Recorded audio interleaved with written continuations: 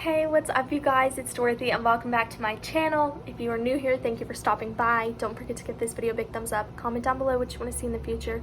Click that subscribe button and don't forget to turn on my post notifications. That way you get notified every single time I upload a new video. In today's video, we're going to go into chapter 22 of Good Girl, Bad Blood by Holly Jackson, which if you did not already know is book 2 in the series of A Good Girl's Guide to Murder, which you guys absolutely love. So let's get right into it. May contain sensitive topics and foul language. If you do not wish to continue, please click off of the video now. You have been warned, and I'm sorry if someone ends up walking in. I'm going to keep an eye out and make sure that I can warn them before they walk in so they don't interrupt my video. 22. Pip tried not to look. She averted her eyes, but there was something about the house that dragged them right back. It could never be just a normal house, not after everything it had seen. It felt almost otherworldly, as though death clung in the air around it, making it shimmer in a way a house shouldn't. With its crooked roof line and stippled bricks swallowed by ivy, the Bell's house, the place where Andy had died. Through the living room window, Pip could see the back of Jason Bell's head, the TV flickering. At the other end of the room, he must have heard their footsteps on the sidewalk, because just then he snapped his head around and stared.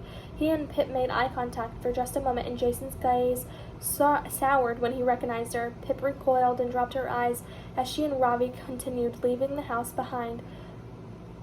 But she still felt marked in some way by Jason's eyes. So, Robbie said, unaware. Clearly he hadn't felt the same need to look at the house. You got this idea from somewhere on Reddit? He asked, as they walked up the road where it wound to the church on the top of the hill. Yeah, it's a good theory, Pip said. I should have thought of it. Any other good tips since the EP went out? Nah, she said, the effort of the steep hill breaking up her voice as they turned the corner and the church appeared in the distance, nestled among the treetops, not unless you count the I saw Jamie in the McDonald's in Austin tip, or the one who saw him at Niagara Falls in the Canadian side, apparently. They crossed the pedestrian bridge over the fast-moving road below, the sound of the cars rushing inside Pip's ears. Okay, she said, as they neared the churchyard, split into two. On either side of the building was a wide path running through it. The Redditor thinks the left in the note might refer to the left-hand side, so let's check this way. Pip led Robbie off the path and onto the long stretch of grass to the left of the round hill. Everywhere they looked were flat marble plaques and standing gravestones in wavering rows. What's the name? Hillary? Asked Robbie. Hillary F. Wiseman, died 2008. Pip narrowed her eyes, studying the graves, Robbie beside her. So you think Nat DeSilva lied to you? He asked between reading names. Don't know, she said, but they can't both be telling the truth. Their accounts totally contradict each other, so either Nat DeSilva or Tom Nowak is lying, and I can't help but think that Nat would have more reason to lie. Maybe Jamie did go to her house for a while that night, and she just didn't want to say in front of her boyfriend, in case it looked bad. He seemed pretty scary. What's his name again? Luke?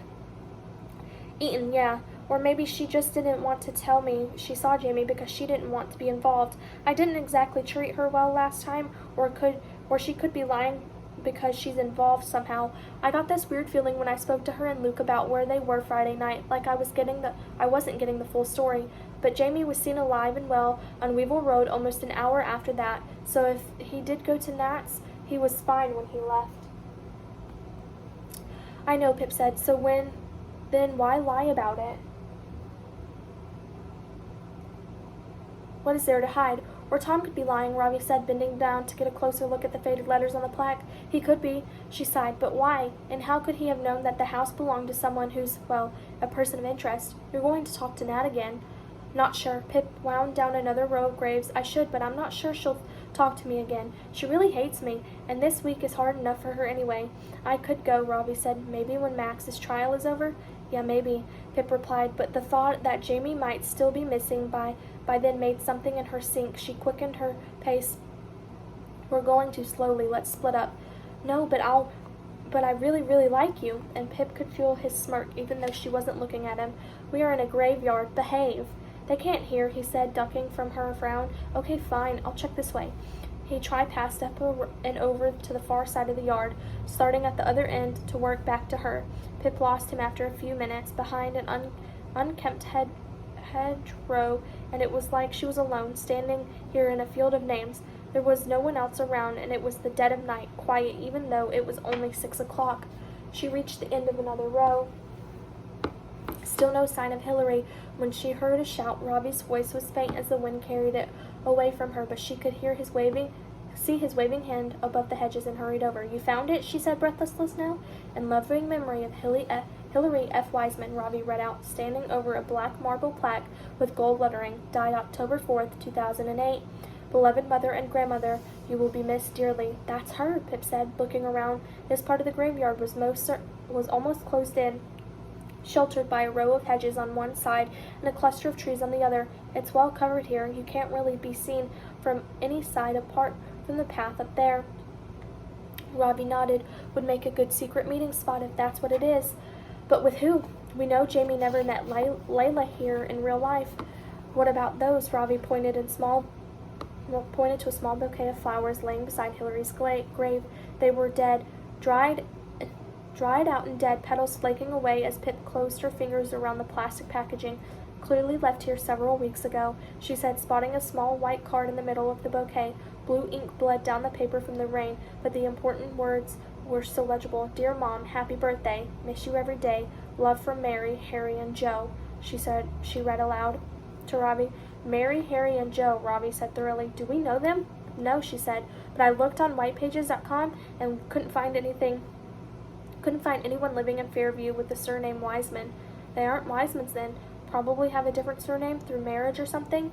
They heard a scruffing set of footsteps on the gravel path above. Drawing closer, Pip and Robbie spun on their heels to see who it was. Pip felt a tightening in her chest, like she'd been caught somewhere she shouldn't be, as she watched a man cross into view from behind a canopy of wind-shriveling willow. It was Stanley Forbes, and he looked just as shocked to see them, flinching with a sharp intake of breath when he spotted them there, hiding in the shadows. Crap, you scared me, he said, holding one hand to his chest. Are you allowed to say crap near a church? Robbie smiled, immediately breaking the tension. Sorry, Pip said, dead flower still in her hand. What are you doing here? A perfectly fair question, she thought. There were nowhere else in the graveyard except them, and she and Robbie weren't exactly here for ordinary reasons. Stanley looked taken aback. I'm here to talk to the pastor about a story for next week's paper. Why are you here? He returned the question, squinting so he could read the grave they were standing on. Well, he'd caught them. Pip might as well give it a go. Hey, Stanley, she said, you know most people in town, right? Because of the newspaper. Do you know the family of a woman named Hillary Wiseman, and a daughter named Mary, and maybe 2 sons or grandsons named Harry and Joe? Stanley narrowed his eyes, like this was one of the stranger things he'd ever been asked before. After bumping into 2 people lurking in a graveyard, well, yes, I do. So do you.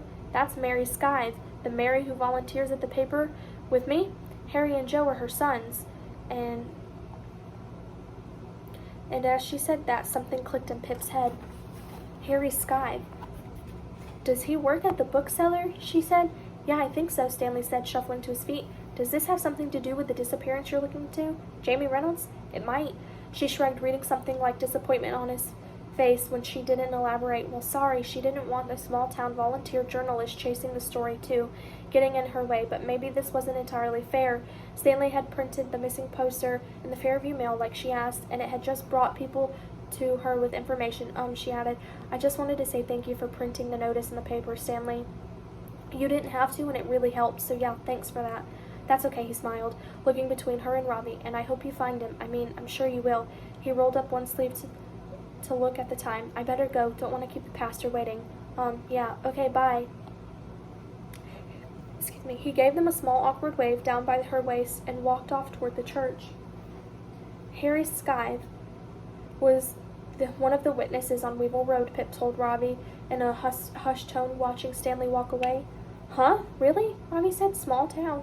It is, Pip said, placing the dead flowers back at Hillary's grave. It is a small town. She wasn't sure if this meant anything other than that, and she wasn't sure that coming here had explained anything about the scrap of paper in Jamie's wastepaper basket, other than that he'd possibly come out here to meet someone here under these same shadows, but it was too unclear, too vague to be true.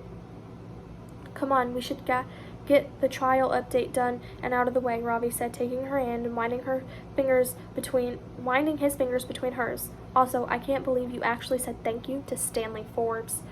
He pulled a face at her like he was frozen in shock, eyes crossing over each other. Stop, she nudged him. You actually being nice to someone? The stupid face continued. Well done. Gold star for you, Pip. Shut up. That's the end of chapter 22. I will see you guys in the next video. Bye.